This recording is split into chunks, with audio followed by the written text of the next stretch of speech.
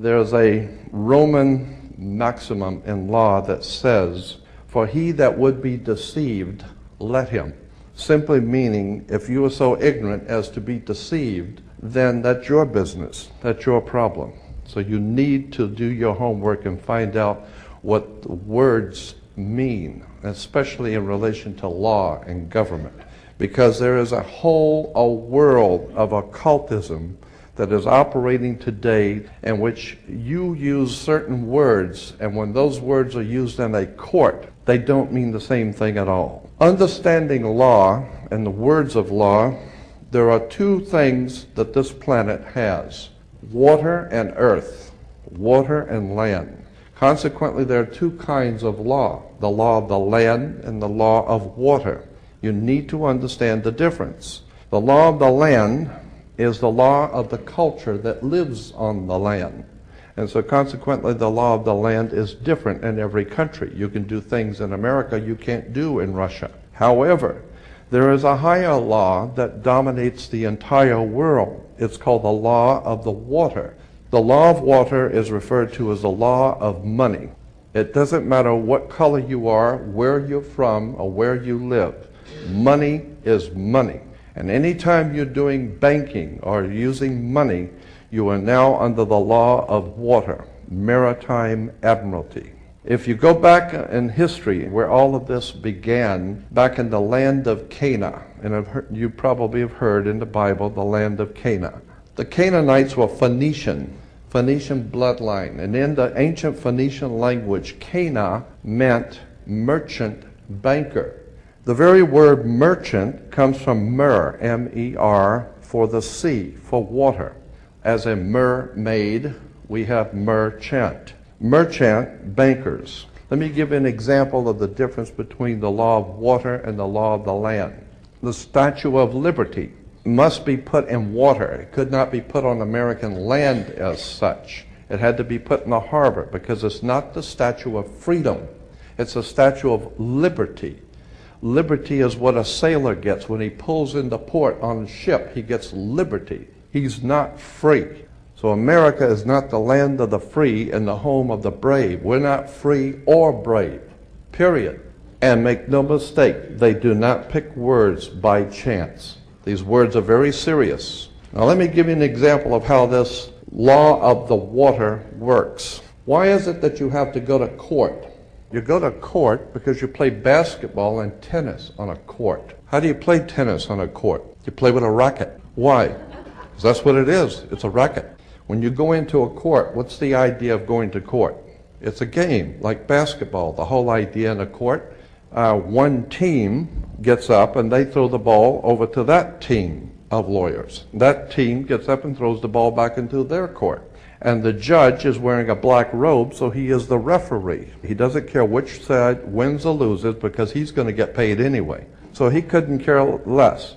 The judge is a referee between two teams. The judge rules from the bench. The word bench in Latin is a bank.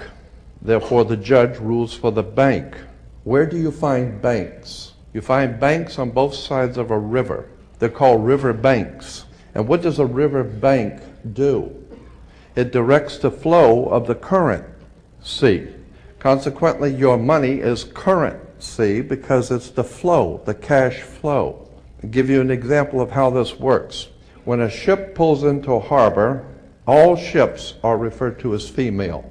Why? There's a very good reason. Maritime Admiralty banking law says all ships are female because they're carrying items for money, and so consequently they are under Maritime Admiralty law. Admiralty is where we get the word admiral, admiral of the Navy.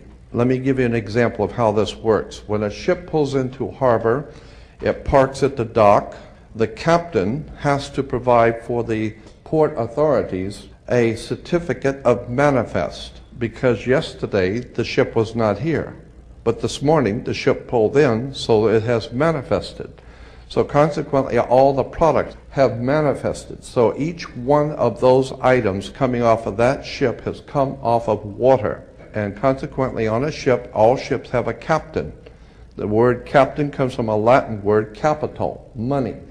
So the captain represents the money that's on board the ship. And as I said, the captain has to present to the port authorities a certificate of manifest for each and every item. How much does it weigh? What color is it? How many doors does it have? Etc. The ship is sitting in its berth. Wherever a ship sits when it docks is called its berth, berthing a ship. All the items, as I said, coming off that ship represent money. They came in on water. They are Maritime Admiralty products. Now, when you were born, your mother's water broke. And when your mother's water broke, you came out.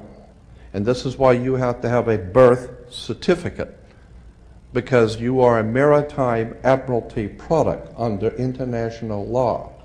Your mother delivered you. This is why if you go to Sears and buy a refrigerator, they will ship it to you. They will deliver it. And that's why you were in your delivery room. Your mother was delivering a product.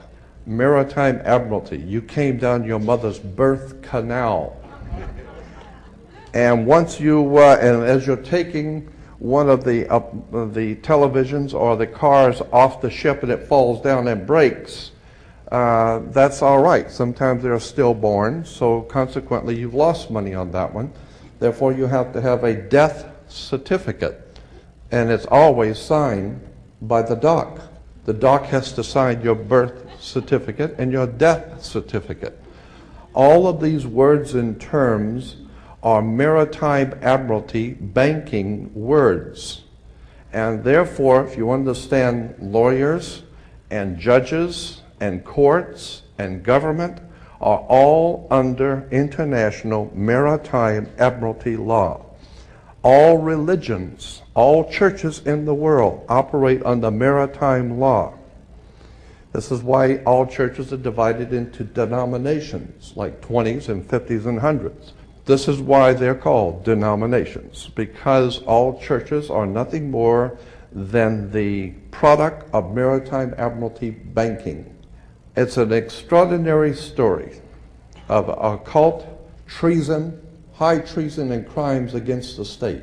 Make no mistake about it. The concept of human, spiritual, intellectual, and physical freedom never, ever existed on the earth. Think about this. When cowboys in Indian movies, when the cowboys would ride into town, they were wearing guns. How come they could walk into a bar carrying guns? And if two guys got in an argument, they could go out on the street and draw on each other in front of the sheriff's office, and the sheriff would do nothing. The reason why is because before 1868, all Americans were considered sovereigns.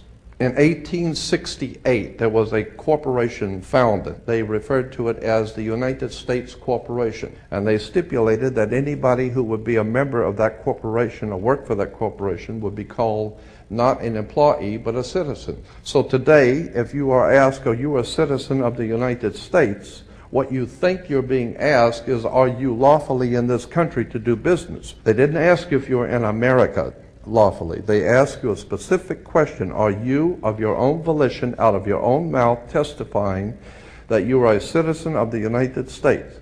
Because in that way, citizen of the United States means you are an employee of a foreign corporation operating on international maritime law. So today, the President of the United States is the president of a privately owned company.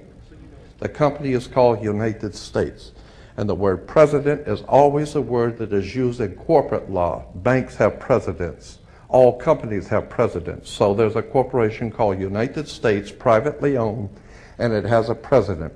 Privately owned, out of England. And you need to understand words and terms, because I believe that there is a divine presence in the universe that men call God, and one day that divine presence is going to move on the earth, and we're going to see freedom come back to this world. And when it does, you're going to need to understand words and terms and how they have been used to trick you. These words have been used to enslave you.